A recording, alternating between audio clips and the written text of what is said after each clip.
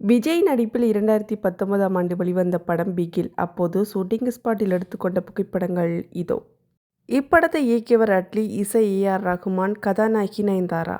இப்படத்தில் ஃபுட்பால் விளையாட்டு பெண்களின் தைரியம் மாஸ் காட்டும் படமாக காட்டப்பட்டுள்ளது. இப்படத்தில் விஜய் மைக்கேல் என்ற கேரக்டரில் நடித்துள்ளார்.